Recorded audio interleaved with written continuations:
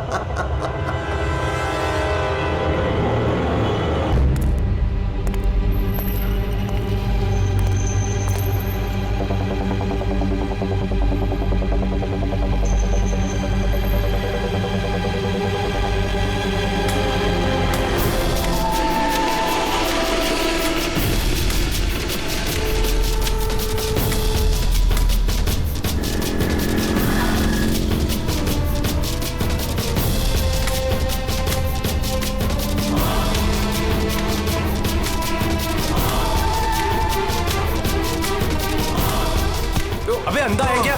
देख के नहीं चल सकता क्या? अंधा ही हूँ भाई। अरे अरे भाई सॉरी, मेरी छड़ी मुझे पता नहीं था। आपको ऐसे नहीं निकलना चाहिए, कहीं चोट लग जाएगी आपको। माफ करिए, पर मुझे ध्यान देना चाहिए। ठीक है, आराम से जाइएगा। जी जी। आप चले जाएंगे या मैं छोड़ के आऊं? नहीं नहीं, मैं चला जाऊंगा। ठीक है, थैंक यू।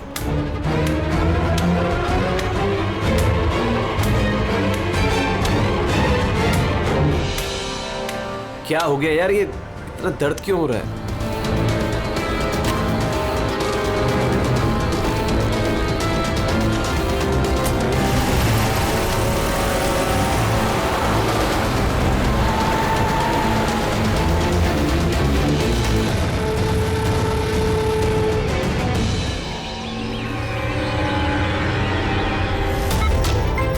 कुछ नहीं होगा रमन, तुम्हें कुछ नहीं होगा। Hold on Raman.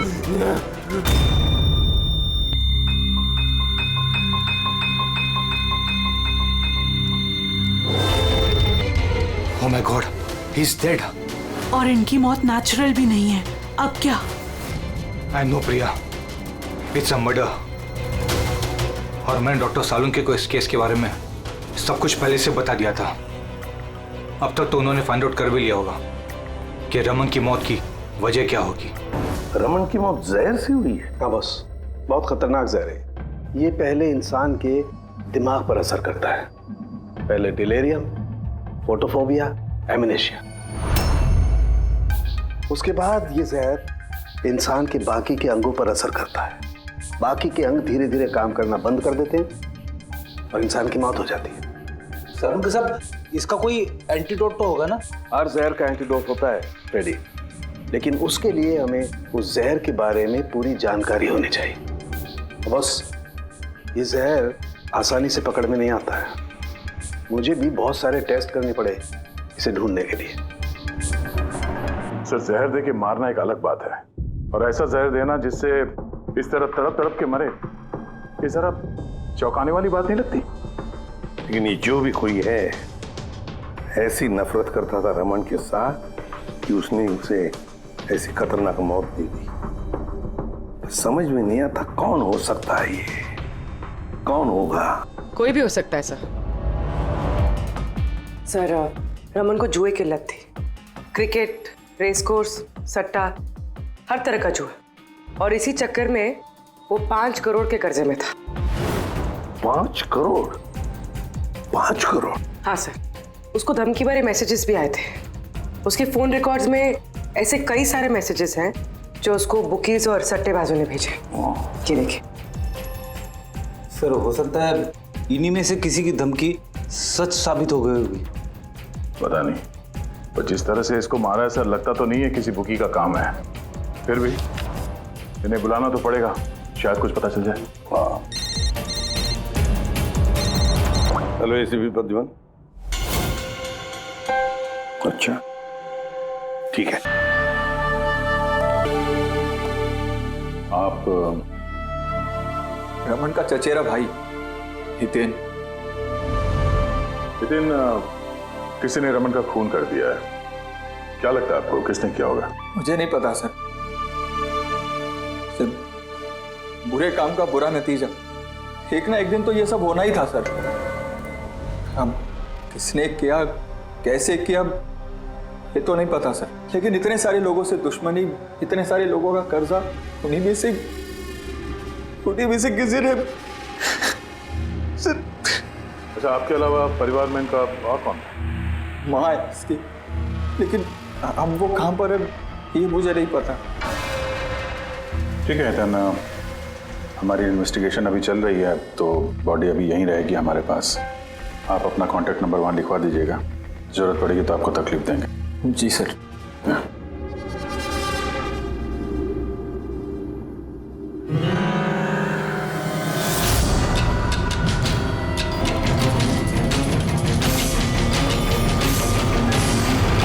सबका उतना दुखी है नहीं जितना ही दिखा रहा है। हाँ, बॉडी ले जाने की जल्दी नहीं थी, जैसे ही बोला जाओ तो निकल गया। कोई पूछताछ नहीं कब मिलेगी बॉडी। गड़बड़ है, गड़बड़ है ये हितेन, बड़ी गड़बड़ है। ऐसे लग रहा था जिसे ये बात पक्की करने आया था कि रमन मरा है या नहीं। नजर रखो उस पर। रमन,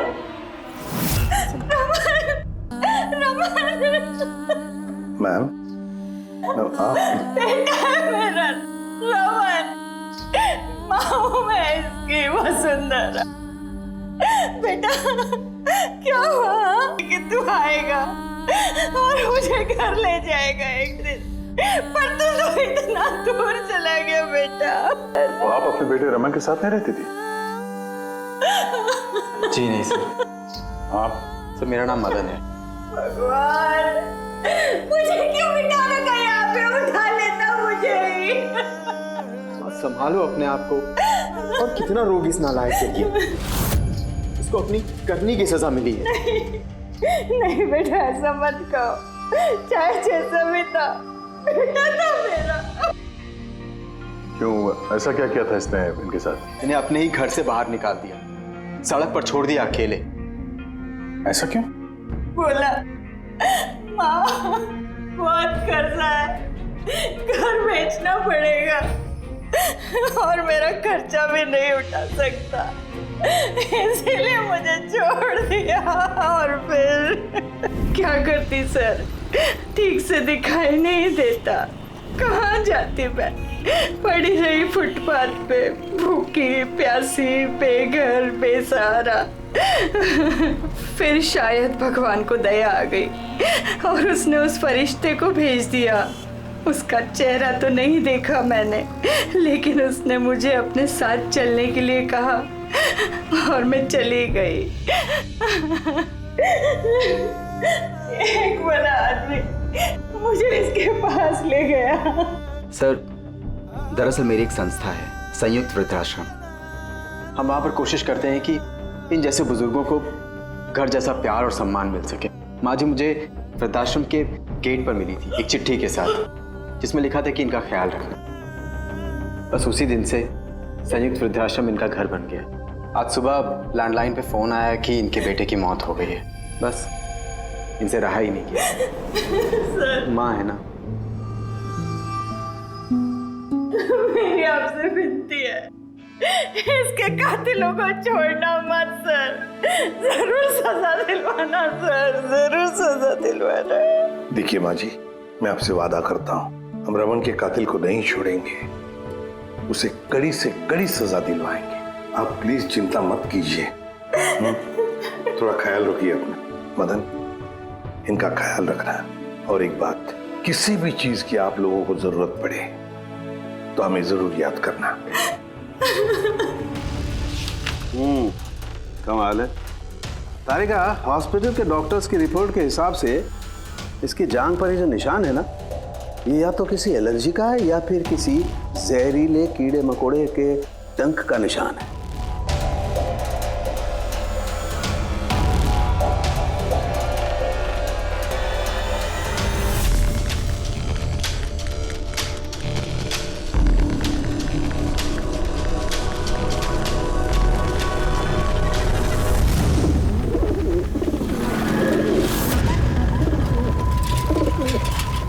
सर, इस हितेन की हरकतें ठीक नहीं लग रही है सर। ऐसे ऐसे लोगों के साथ उसका उठना बैठना है, उस पर शक करना बनता है सर। एक और बात है सर, कुछ समय पहले ये रमन ने उसे अपने घर से निकाल दिया था। अब रमन के मरने के बाद वो उसकी प्रॉपर्टी हड़प करने की कोशिश कर रहा है सर। सर एक मिनट, यहाँ आएंगे प्लीज। सर इसके स्किन पे ना मुझे कुछ ये अजीब सा दिख रहा है।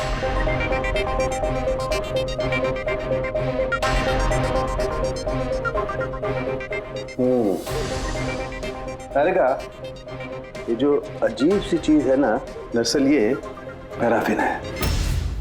पैराफिन? मोम। अरे तो इसका मतलब वो जहर इसके थाई में नहीं इंजेक्ट किया गया? किया गया, वो जहर इसकी थाई में ही इंजेक्ट किया। तो फिर ये मोम कहाँ से आया? मोम कहाँ से आया? तारिका, यहाँ से खूनी ने जहर इंजेक्ट किया।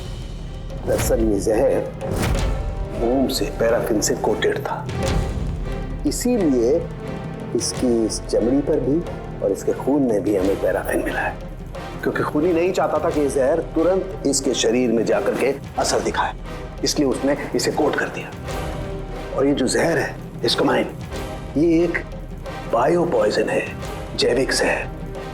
खूनी ने इसे मोम से कोट किया, इसके शरीर में इंजेक्ट किया और फिर इसके शरीर की गर्मी से मोम पिघलने लगा और वो जहर इसके खून में मिलकर के अपना असर दिखाने लगा। मतलब ये जहर किसी लिक्विड फॉर्म में नहीं बल्कि पैलेट यानी छोटी गोली के फॉर्म में इसके शरीर में डाला गया है। एग्जैक्टली।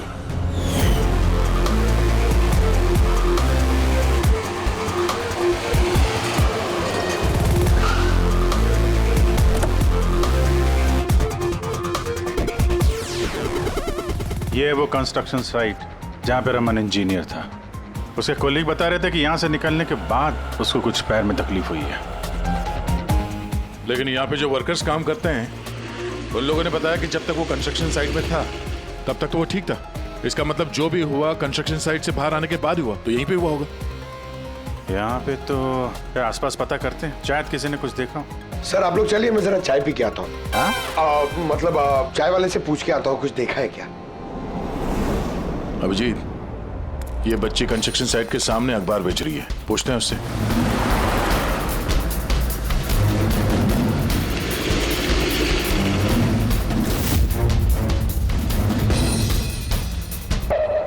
क्या नाम है बेटा आपका? चुटकी। चुटकी। अच्छा बेटा जरा ये देखो, ये फोटो देखो ध्यान से। इनको जानती हैं आप, पहचानती हैं? हाँ, ये अंकल तो हमेशा मुझसे अखबार खरीदते थे, पर 3 दिन से ये नहीं आए। तो 3 दिन पहले आपने इस अंकल को यहाँ पे देखा था? हाँ, एक आदमी के साथ ये टकरा गए थे। इनको चोट भी लगी थी। वो आदमी बहुत अजीब था। अजीब मतलब? ओ, अबे अंधा है क्या? देख के नहीं चल सकता क्या? अंधा ही हूँ भाई।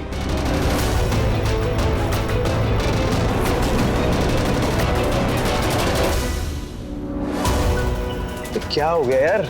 दर्द क्यों हो रहा है?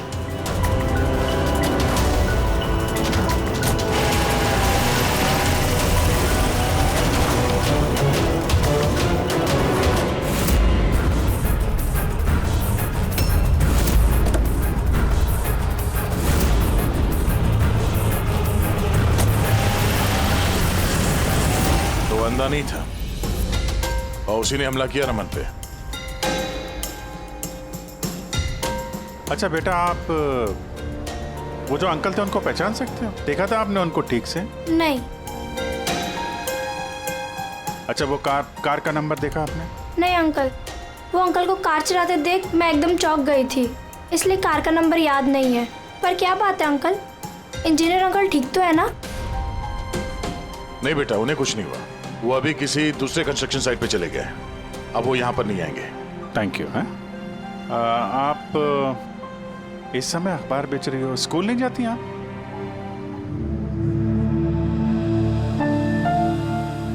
क्या बात है, हैं? स्कूल तो जाना चाहिए। आप कितनी इंटेलिजेंट लड़की हो। एक्चुअली हर बच्चे को स्कूल जाना चाहिए और आपको भी जाना चाहिए। पर स्कूल जाने के लिए बहुत सारे पैसे चाहिए ना अंकल, मेरे पास पैसे नहीं है। बेटा, अगर आपको पैसे ना देना पड़े तो आप स्कूल जाएंगी? हाँ अंकल, जरूर जाऊंगी, मुझे पढ़ना है।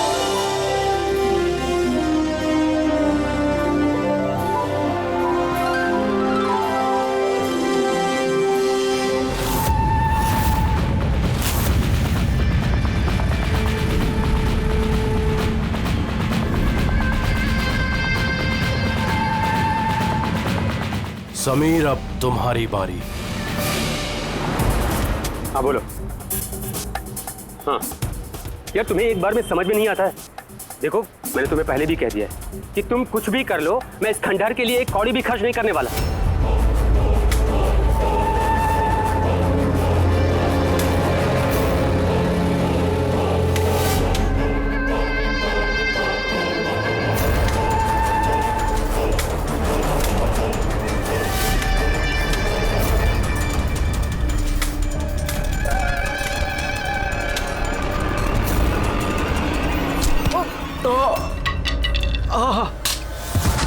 ओए, दिखाई नहीं दे।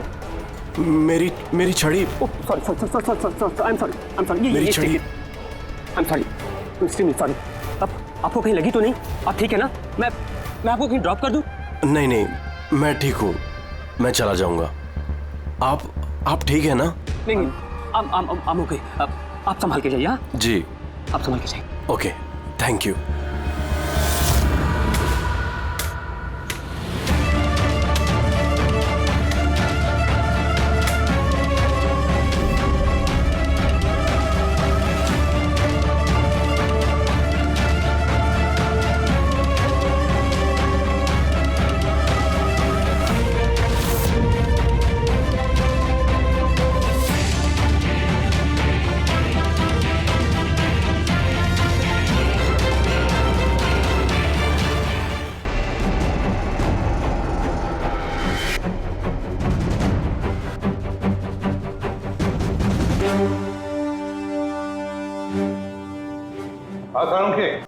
इस आदमी को जो जहर दिया गया ना, वो भी किसी पौधे से ही बनाया गया है। क्या? ये भी किसी पौधे से? हाँ बस, लेकिन ये कौन सा जहर है, ये अभी तारिका पता कर रही है। इस जहर का नाम है रिकिनस कम्युनिस, और ये जहर पहले वाले जहर से भी बहुत ज्यादा तेज और खतरनाक है। रिकिनस? अब ये किसी पौधे का नाम है क्या? हाँ फ्रेडी, ये किसी पौधे का नाम है, और बॉस ये कोई आम पौधा नहीं है, बहुत मुश्किल से मिलता है। और खूनी जो कोई भी हो बॉस, उसे पौधों के बारे में बड़ी अच्छी जानकारी है। हाँ, जानकारी तो होनी चाहिए पौधों के बारे में, तभी तो। लेकिन सर, इन हत्याओं की वजह क्या है? ना तो हमें रमन की हत्या का कारण पता है और ना समीर का, और दूर दूर तक इन दोनों का एक दूसरे से कोई संबंध ही नहीं है। सर, समीर और रमन के बीच में एक चीज तो कॉमन है। क्या? माय गॉड, तो ये है वो कड़ी जो समीर और रमन को जोड़ती है। तो क्या दोनों ने एक ही गलती की? जी सर, रमन की तरह समीर ने भी अपने बूढ़े और कैंसर पेशेंट पिता को घर से निकाल दिया था। हमने उनके बारे में छानबीन की और एक ऐसे शख्स से मिले जिन्होंने समीर के पिता को ढूंढने में मदद भी की और इस केस को एक नया मोड़ दिया। कौन है वो? सर, ये डॉक्टर दिनेश है। Hello sir. कैंसर सेंटर के चोड़ी। समीर के पिताजी का इलाज यही कर रहे थे। डॉक्टर दिनेश, सर एक बात समझाइए। समीर ने अपने पिताजी को घर से बाहर निकाला था, तो फिर ये समीर के पिताजी आपके यहाँ कैसे पहुंचे? आपके कैंसर सेंटर में? किसी ने उन्हें हॉस्पिटल पहुंचा दिया था। मैं हॉस्पिटल पहुंचा ही था जब मैंने इनको देखा। ये चेयर पे बैठ के कुछ बड़बड़ा रहे थे, हाथ में लिफाफा था। मैंने पूछा कि कौन है, लेकिन इनको कुछ याद नहीं था। मैंने उनके हाथ से लिफाफा लिया। पैसों के अलावा उसमें एक चिट्ठी भी थी। उसमें लिखा था कि इनको कैंसर है और हम इनको अपने यहाँ एडमिट करके इलाज शुरू करें। एडमिशन के लिए डिपॉजिट की रकम लिफाफे में है और इलाज के पैसे भी हॉस्पिटल के अकाउंट में ट्रांसफर हो जाएंगे। उनकी उम्र और हालत को देखकर मैंने उनको एडमिट तो कर लिया, पर मुझे चिंता थी अगर पैसे ना मिले तो। लेकिन भगवान का शुक्र है, अगले ही दिन इलाज के पूरे पैसे 10 लाख रुपए हॉस्पिटल के अकाउंट में ट्रांसफर हो गए थे। 10 लाख रुपए? किसने ट्रांसफर किए? सर 100% खूनी ने दिए होंगे। सर बैंक डिटेल से पता चल जाएगा। पता चल गया एक्चुअली, पैसे समीर की वाइफ रत्ना ने दिए थे सर। ये सब मेरी गलती है सर। मेरी वजह से समीर की जान चली गई। मैंने ही उसे उकसाया था। पिताजी की देखभाल में काफी प्रॉब्लम हो रही थी और सारी प्रॉपर्टी और सब हमारे नाम पर हो ही चुका था, तो मैंने समीर को कह के पिताजी को घर से निकलवा दिया। शर्म नहीं आती तुम्हें? समीर के पिता तुम्हारे भी पिता समान थे, उनको ही घर से निकाल दिया। ये सब करने के बाद फिर उनकी इलाज के लिए 10 लाख रुपए क्यों दिए? मुझे किसी ने धमकी दी थी सर कि अगर पिताजी के इलाज के लिए 10 लाख रुपए नहीं दिए तो वो समीर को और मुझे मार देंगे। सर मैंने उन्हें 10 लाख रुपए दे दिए, फिर भी उन्होंने समीर को मार दिया। और अभी भी कहा है कि अगर हर महीने पिताजी के इलाज के लिए 50,000 रुपए नहीं दिए तो वो मुझे भी मार देंगे। किसी पे शक है तुम्हें? नहीं। उसके बारे में कुछ याद है? उसकी आवाज, उसका लहजा, कुछ भी? कुछ भी याद नहीं। सर प्लीज मुझे बचा लीजिए। सर मैं मरना नहीं चाहती।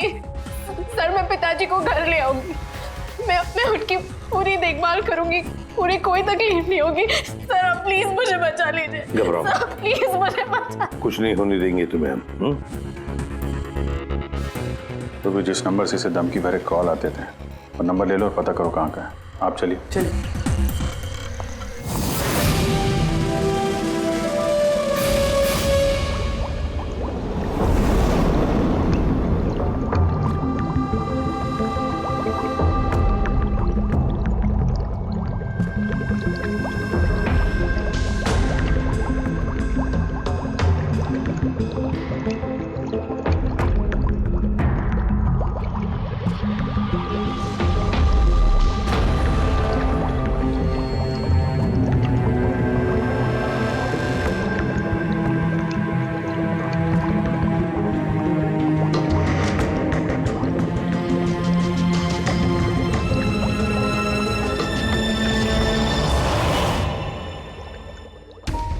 सर हमने इतने सारे एंटीडोट्स बना लिए, लेकिन इसकी क्या गारंटी है कि खूनी इन्हीं में से किसी जहर का इस्तेमाल करेगा? अब कुछ भी हो जाए, हम खूनी का दिमाग तो नहीं पढ़ सकते ना। तुम्हारी बात बिल्कुल ठीक है तारिका, लेकिन एक बात समझो, खूनी इन पौधों का जहर निकाल करके इस्तेमाल कर रहा है। इन पौधों का पहले से भी ज्यादा तेज हर बार। तो हमें हमेशा चौकन्ना रहना पड़ेगा। पता नहीं वो अगली बार कौन से पौधे का जहर किस पर इस्तेमाल करे। पता नहीं किस पर, कब, कहां, कैसे, किस पौधे का, पता नहीं।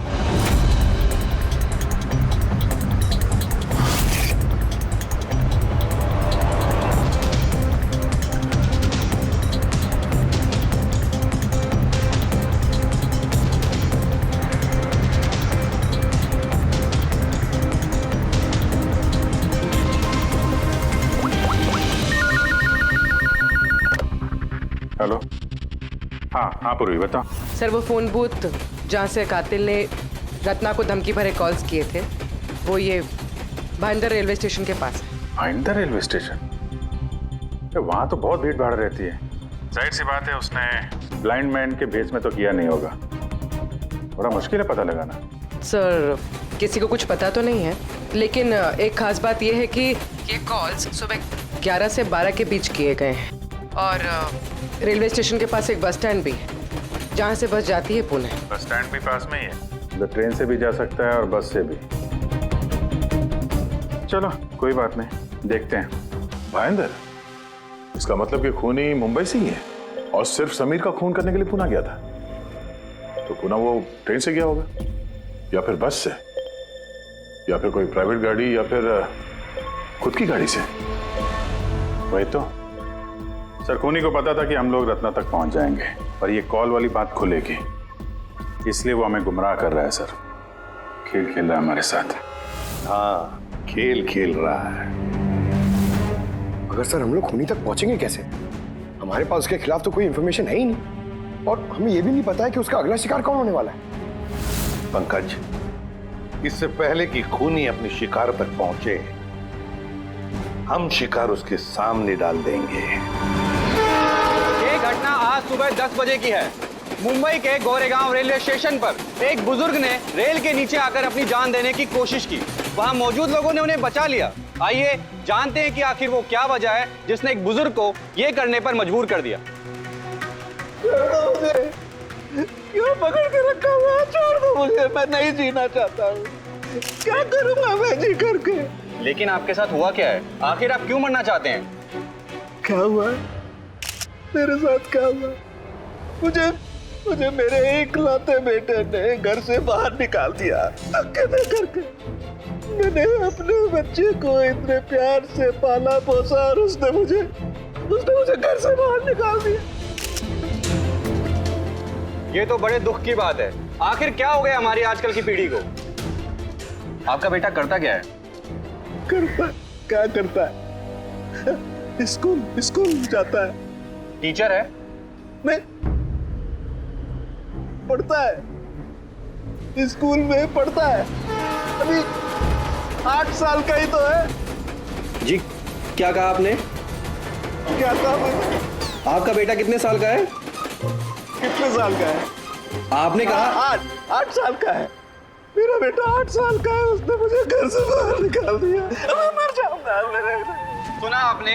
इनका दावा है कि इनके 8 साल के बेटे ने इनको घर से बाहर निकाल दिया। आखिर क्या वजह है? कौन है ये 8 साल का बच्चा? रेल की पटरी पर जान देने की कोशिश करने वाले बुजुर्ग के 8 साल के बेटे का पता चल गया है। वो दरअसल 33 साल का सॉफ्टवेयर इंजीनियर है। बुजुर्ग की दिमागी हालत ठीक नहीं है, इसलिए अब भी वो उसे 8 साल का बच्चा ही समझते हैं। उनका बेटा अमेरिका में रहता है और उसने उन्हें घर से बाहर निकाल दिया है। उसके बाद ही बुजुर्गों ने अपनी जान देने की कोशिश की। आइए उनके बेटे से ही पूछते कि उन्होंने आखिर ऐसा क्यों किया। सर एक सवाल सर, क्या ये सच है कि आपने अपने पिताजी को घर से बाहर निकाल दिया है? हाँ ये सच है। सर आखिर आपने ऐसा क्यों किया? आपको एक बार भी बुरा नहीं लगा? हाँ निकाला मैंने और बुरा भी नहीं लगा। आप जानते हैं इनको? आपने कभी झेला इनको? इनको अल्जाइमर्स की बीमारी है। मैं पागल हो गया उनका ख्याल रखते रखते। मेरी खुद की एक लाइफ है, मेरी वाइफ है, मेरी फैमिली है। मैं क्या करूं? कब तक पैसे दे के इनका ट्रीटमेंट का काम कराते रहूं? मैं पैसे नहीं है मेरे पास, सब खत्म हो गया। अरे यहाँ से, अरे छोड़ दो मेरा पीछा, मेरे दूर चले जाओ मुझसे। परेशान हो गया आपसे मैं। ये तमाशा देखो खड़ा कर दिया। खुश हो गए? चले जाओ मुझे छोड़ के यार। सर कभी आप भी तो छोटे थे ना। इन्होंने आपको पाल पोस के बड़ा किया, इस लायक बनाया और आपने इन्हें घर से ही बाहर निकाल दिया। तुमको बहुत प्यार आ रहा है? हाँ? जा अडॉप्ट कर ले जाके। दिमाग खराब मत करो मेरा। तुमको जो करना था ना तुमने आके कर लिया बवाल खड़ा। प्यार भी मिल गई ना तुमको, पैसे कमा लिए ना। हटो यहाँ से। तो देखा आपने कि किस तरह एक लड़के ने अपने बाप को घर से बाहर निकाल दिया। अब ये बेचारे बुजुर्ग कहाँ जाएंगे, किसके साथ रह जाएंगे? इन्होंने अपनी सारी पूंजी अपने लड़के पे लगा दी और आज इनके लड़के ने इनको घर से ही बाहर निकाल दिया।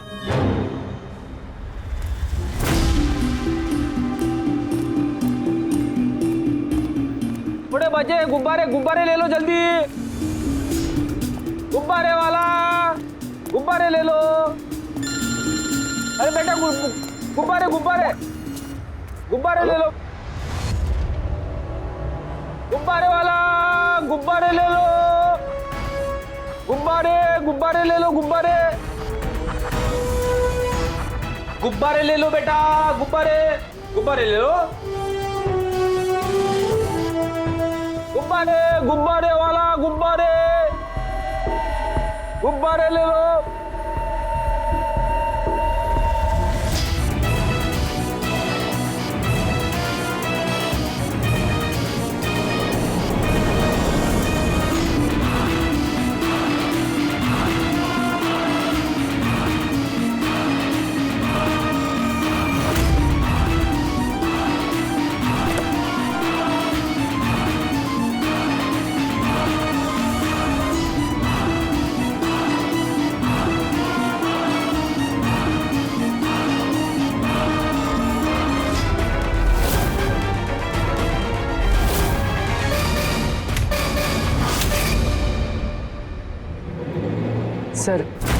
सर एक अंधा बिल्डिंग की तरफ आ रहा है।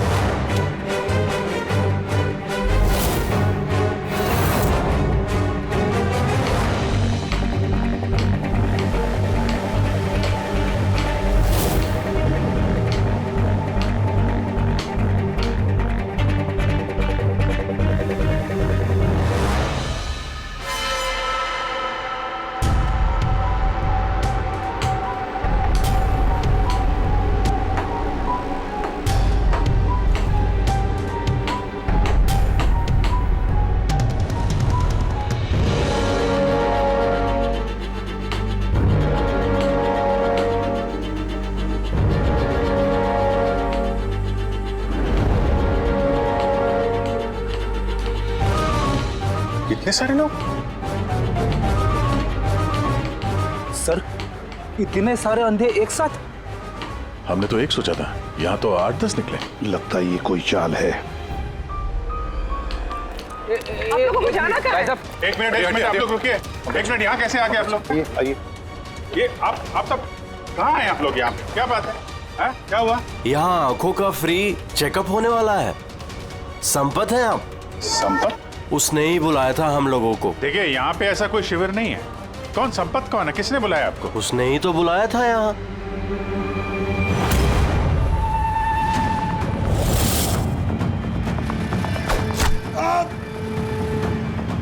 पंकज! पंकज! क्या हुआ? पंकज! वो रहा। पकड़ो उसे। छोड़ना नहीं।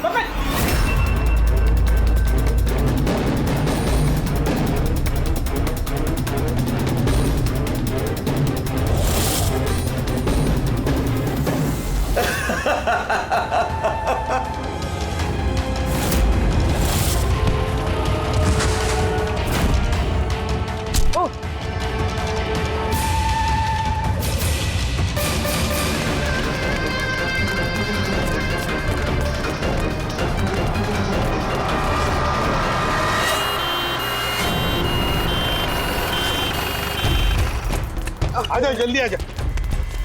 पंकज, तुझे कुछ नहीं होगा। पंकज, इसे एम्बुलेंस में लेके चलो।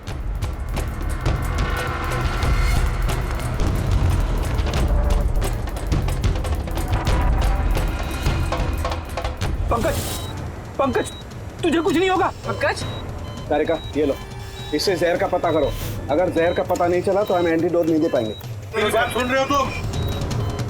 सुना नहीं है पंकज, आंखें बंद मत होने देना। आदिश, हमारे पास इसका एंटीडोट हो, वरना हमें इसे हॉस्पिटल ले जाना पड़ेगा। एंड आई एम श्योर ये वाला जहर पहले वाले जहर से बहुत ज्यादा स्ट्रॉन्ग है। तारिका, एक काम करो, नेशनल बायो सेंटर को फोन करो और उसे लाइन पर रखो।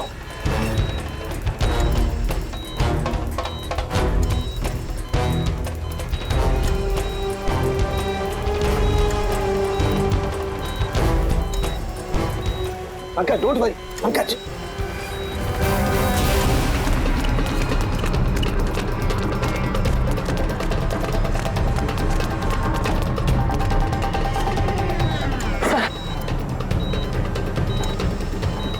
ओह माय गॉड, ये नहीं हो सकता है। और सूत्र तो जहर ही बदल दिया। लेकिन सर हमारे पास इतने सारे एंटीडोट से कोई ना कोई तो काम करेगा ना। कोई काम नहीं करेगा बॉस, ये पौधे का जहर ही नहीं है, उसने जहर बिल्कुल बदल दिया है। अब क्या होगा सालुंखे?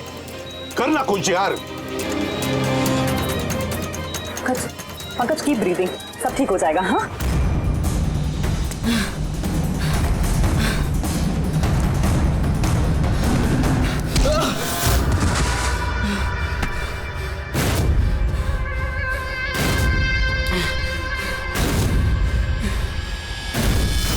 सर मेरा नाम मदन है।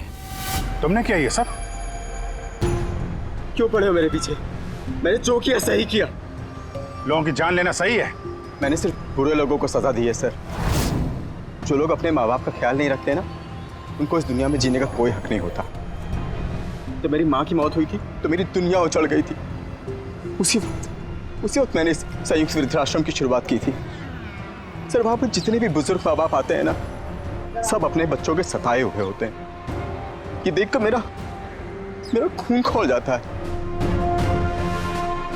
मैंने उसी वक्त इस फैसला किया था कि मैं इन सबको सबक सिखाऊंगा, इसीलिए मैं मार देता हूं इनको। क्या गलत किया मैं?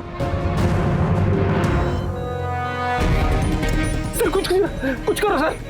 कुछ नहीं कर सकते जब तक उस जहर का कंपोजिशन नहीं पता लगेगा फ्रेडी, हम कुछ भी नहीं कर सकते।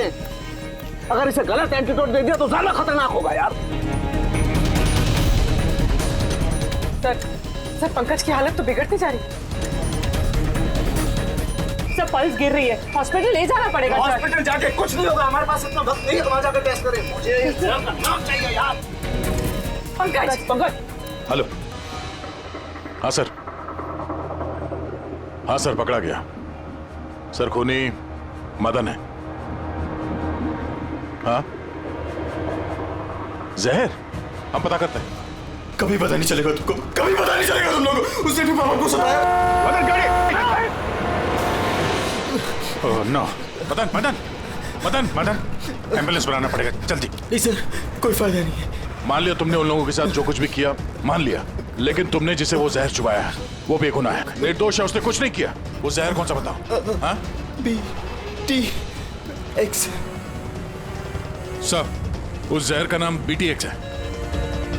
सालुंखे, जहर का नाम है BTX। पंकज, जागते रहना, आंखें बंद मत होने देना।